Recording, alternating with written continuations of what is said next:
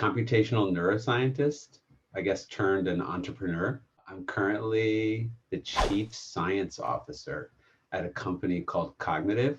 I manage a team of machine learning scientists and engineers. We try to take the latest developments in the field of machine learning and reinforcement learning and use those developments to build systems that bid intelligently in these like real-time auctions that relate to advertising and marketing.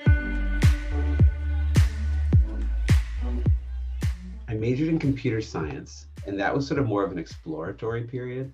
But in grad school, I think that really did kind of lay the foundation for what I'm doing now. So in grad school, well, I kind of bounced around at the very beginning. It's sort of between like real wet lab work and sort of more theoretical work. And I ended up in a wet lab studying how songbirds, in particular the zebrafinch, how they learn their songs. In grad school, we were thinking about neural networks and learning and just getting deep into the subject of machine learning and computational neuroscience. And that is, that's still my interest today. And I still use the skills I developed, reading papers and communicating ideas and deciding what the interesting questions or problems to pursue were. All of those skills I use today as an entrepreneur. After college, I was working at a startup. That was kind of this immediate post-college period when I was kind of figuring out my interests. I love computer science. I kind of think of programming as like a superpower. Take the power, the amazing compute power that the transistor has allowed humans to harness, and like apply it to whatever you want to apply it to. But I didn't really feel like I had a subject matter that I was an expert in that I wanted to apply that skill to. I was kind of doing whatever my boss told me to do as a software engineer. And I really liked the job. Not to I had a great boss and it was a fun job, but I realized I kind of wanted to define my own path and sort of define my own problem space that I wanted to apply computer science to. And neuroscience seemed like this great fit. It's almost like a meta fit because in some ways the brain is a computer. Neuroscience was like a field that related to sort of my natural skill set in computer science, but was also really interesting from like a medical, biological perspective. Like, what is a learning disability? And, is there something wrong in the computation that's performed by individual neurons? Or is it something to do with how the neurons are wired up? So it was sort of an area of science that seemed medically relevant, sort of inspiring to me, and also kind of related to computing. And so that seemed like a natural fit, and that's why I pursued it. It was sort of fortuitous. I was a postdoc at Stanford, studying neural networks, biological neural networks, and how they compute. I was working in a model system, the zebrafish, which is incredibly powerful because it lets you image all the neurons in the brain in like a living animal while it performs a behavior. One of the challenges there is like, once you get this data, what do you do with it and how do you understand it?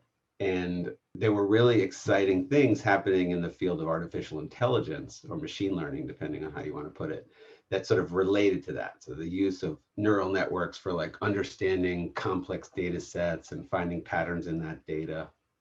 And so I got really interested in those techniques. I started reading papers that were coming out of this company DeepMind that you may have heard of, and a department within Google called Google Brain. And so I was interested in those new techniques and thinking about like how they applied to my current research and also, what applications they might have in industry.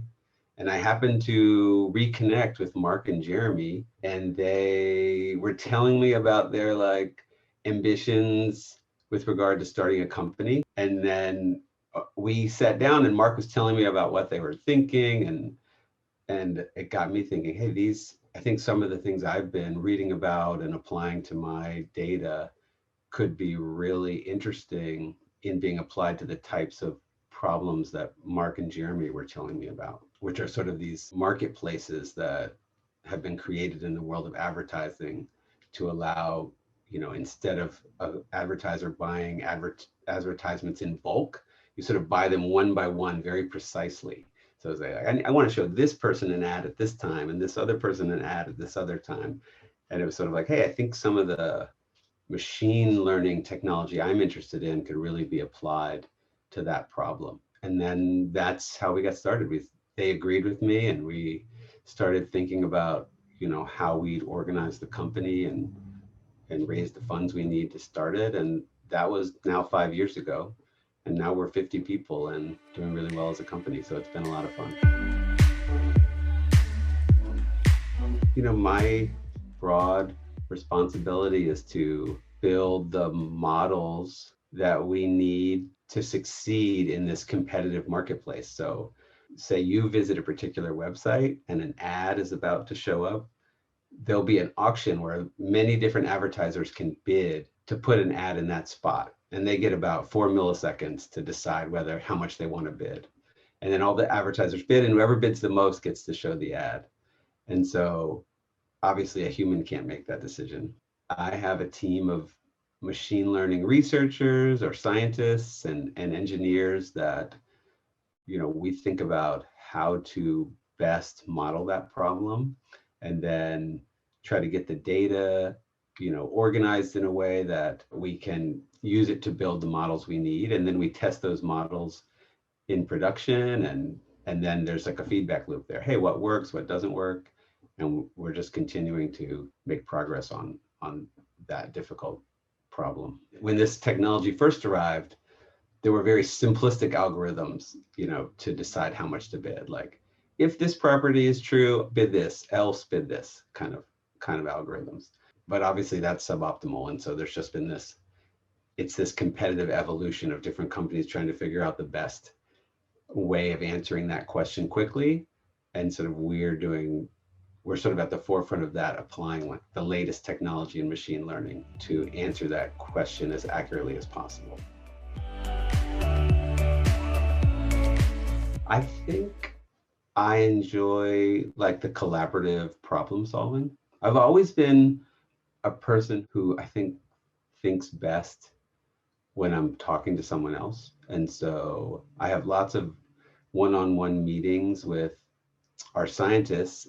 Sometimes they're just an update, but sometimes we're really getting into, okay, so we have this challenge and let's brainstorm what the possible approaches are. I really enjoy those conversations.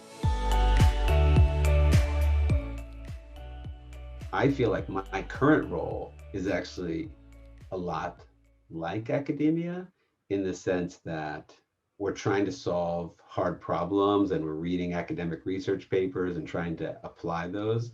But the end goals are different. So we're not necessarily trying to publish, but we're trying to build something that works and is successful for our clients and helps our company grow. But there are definitely aspects to my current job that feel similar. But if I was going to get into the differences, I think in academia, it depends what level you're at. But let's say you're at the postdoc level or the grad student level. There's sort of both a camaraderie and a competitiveness. Everyone in a lab is competing to have the best research so they get to the professor level.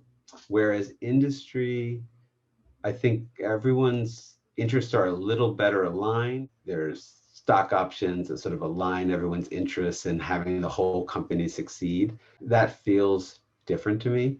But then the flip side is, in academia, to an extent, that's sort of constrained by the grant readers and the deciders of funding. Whatever you're interested in is what you can pursue. Where in industry, the constraints are a little greater in that problems you think about have to be aligned with the company's goals to a greater extent than I think in academia.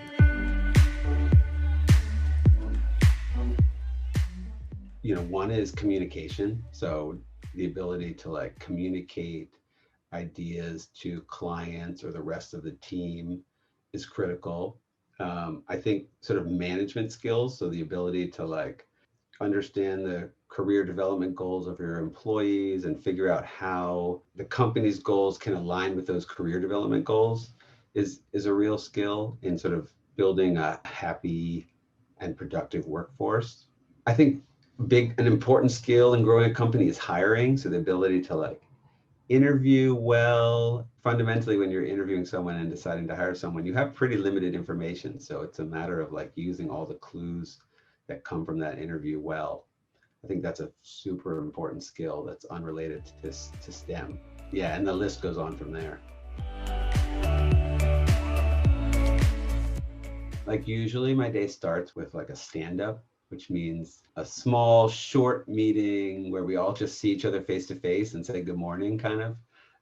Everyone sort of mentions like, do you have a plan for the day? Yes. And like, are there any blockers that we need to talk through? Hopefully no. And then, every day is different, but I might have like a larger meeting where it's between like our data science team and our operations team, where we sync up and say, hey, are any models not working? Is there anything we need to know, like something that went wrong overnight? Or, there's a lot of real-time stuff going on in our company. And so we just make sure everything's working there. So that might be a larger meeting with media strategists and client-facing people and data scientists, sort of a more cross-discipline meeting. Then I might have like a leadership call, like maybe me, Mark, and Jeremy, or the heads of all the departments might have a meeting where we just sync up for the week and say, hey, this is what data science is up to this week. This is what happened last week, just to make sure information is flowing between all the departments. Sometimes we have sort of our weekly like lab meeting, we call it model talk, where one member of the R&D team might present what they've been working on the last 6 weeks and get feedback, and maybe some ideas get generated from that. And then I'd probably have like a couple one-on-ones. And I usually try to block off a little time in the afternoon just to, I don't know, kind of consolidate everything that happened in all those meetings in the morning. Like, hey, were there any key takeaways? Sometimes there's like, I really need to read this paper, or someone might have had an idea that I need to think through. That'd be a pretty typical day.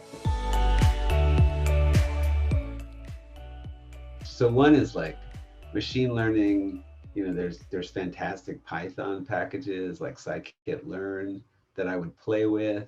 There's amazing kind of deep learning frameworks that aren't that hard to use and really are incredibly powerful, like Google's TensorFlow and Facebook's PyTorch. So I would just get my hands dirty. The more hands-on experience you have with solving those problems, like the deeper your understanding will be. And there's so many things that haven't been tried that even a high school student could take things a long ways. And then neuroscience, the amazing thing about neuroscience is it's just incredibly interdisciplinary. So, of course, biologists are necessary because, the brain is made up of cells called neurons, and psychology seems obviously relevant because kind of the study of behavior. But then you need physicists to sort of build all the tools that are needed to measure the incredible tiny structures that are in the brain. And then the data sets that are produced are so complicated and rich that you have to have computer scientists, and then chemistry is involved because neurons communicate through the release of neurotransmitters. So the field is huge and there are lots of paths into it. I think where computer science and neuroscience intersect is a super interesting place to be. And if that's where you're interested in going, then you really do want to have both like a biology background and sort of understand, what's giving rise to the data and the information we're collecting, and then also the computer science skills to kind of handle the enormous data sets that are generated. That's one of the real challenges in neuroscience. Like, we're getting these amazing data sets, but they're really hard to understand. And so there's a lot of theoretical computational neuroscience. There's a lot of development needed in that space.